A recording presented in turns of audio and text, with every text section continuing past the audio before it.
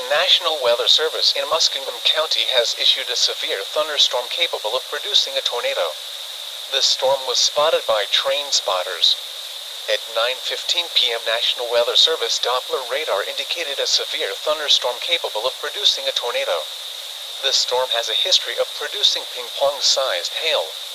If outdoors, move to the closest substantial shelter and protect yourself from flying debris. If indoors, stay indoors and protect yourself from flying debris until further notice.